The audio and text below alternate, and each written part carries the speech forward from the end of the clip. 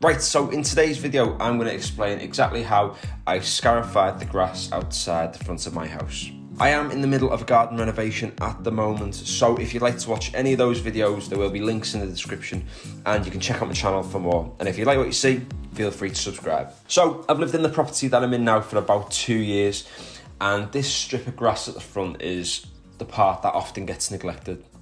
Now, it's partially because it slopes down towards where the bushes are. It just makes it really awkward to cut. For the 2 summers that I've lived here, I've cut it maybe 5, 6, 7 times each of those summers. So I've not really kept on top of it as much as I have my other grass in the front lawn and in the back lawn.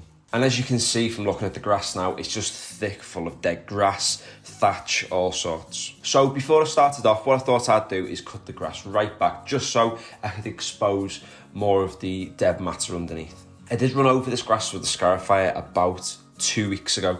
However, not a lot of the dead matter was pulled out from underneath. I think the reason for this was that I cut the grass on a really high setting, and the Scarifier just wasn't able to pull out as much as it could do because I had the lawnmower on the highest setting possible. Now, you'll notice that I did a couple of passes over this grass and I have scalped it quite a bit because I've taken off most of the grass blade. But I'm not too concerned about that because I will be overseeding this within the next 2-3 weeks. There are lots of different ways that you can scarify. So you can use a rake to scarify by hand. You can use an electric scarifier like you'll see me using in today's video. And you can get some petrol powered scarifiers that you can often hire from different places. Now, this entirely depends on the type of lawn that you've got. If you've got a small space, then you might just want to hand scarify. There's no point in investing in getting yourself an electric scarifier from somewhere. Now, if you've got sort of a small to medium sized lawn, an electric scarifier is going to save you a lot of time and a lot of manual labour having to rake across the grass. The Scarifier that I'm using in today's video is the Ferex Scarifier and Aerator.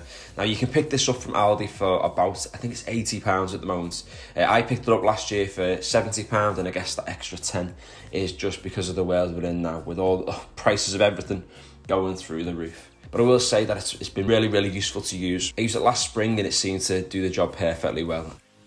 I've used it again this spring on my front lawn. Now, I will put the link in the description below for this Scarifier if anyone is interested in having a look or picking one up themselves. You can see from the Scarifier that I'm using that it's got these blades, and the idea is that's going to cut into the soil layer just lightly at the top, and it's going to drag out any of that dead matter, any of that thatch that's starting to build up underneath the lawn. Now, as I'd lightly scarified this grass about 2 weeks ago, what I decided to do today was just to do one pass across the grass, just to take out any of the additional thatch that may have been sitting within the soil. If you're doing this to your own lawn and you're doing it for the first time, you might want to take a couple of passes and go in different directions too. As this patch of grass slopes down towards the bushes at the bottom, I thought it'd be best just to go in one direction all the way across, just because it'd be a bit of a nightmare having to scarify down towards the bushes and then drag the thing back up. However, I did use the rake to collect all the thatch and the dead grass by dragging in the opposite direction, just to make sure that I was pulling out any additional thatch that may have been sitting within that layer of soil at the top.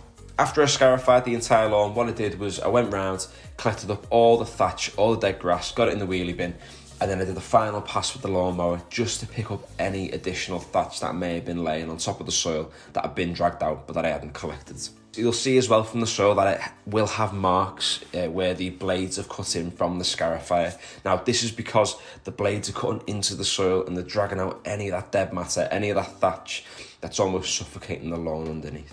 After scarifying, what I did was I filled the Scotch spreader with some fertilizer and I went across the entire patch of grass.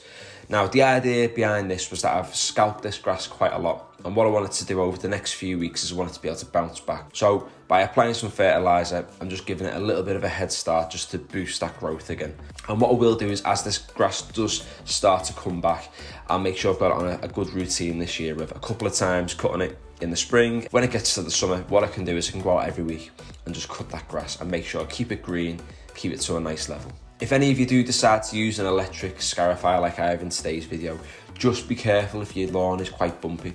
Now, I'll show a clip on screen now of my lawn from last year when I was using the scarifying tool. There were bumps in the lawn, and what happened is as I went over the bumps, because they were higher spots compared to the rest of the lawn, it was just ripping out all of the grass completely and just leaving the soil exposed underneath. Now, just to show you what sort of results to expect from scarifying your lawn. This is my front lawn, which is only a small patch of grass, but about 2 weeks ago, I scarified the entire thing. I went round the garden fork just to aerate it slightly, just to relieve a little bit of that compaction that was in the soil too. And I also overseeded it and applied some pre-seed fertilizer. And you can see the difference from 2 weeks ago to now is night and day. Now, I'm not saying by any stretch that this lawn's perfect. I've not really give this lawn a lot of attention over the past 12 months because I've really been focused on the garden renovation. However, now that we're in spring, I can hopefully have more of a focus on this whilst the grass in the back garden is starting to establish. Now, if you have enjoyed today's video, feel free to give it a like. If you'd like to check out any of my other videos, there'll be some on screen now, or you can check out my channel to follow the garden renovation, or to see the new Ferrex review that I'll be posting in the next couple of weeks. And thanks for watching.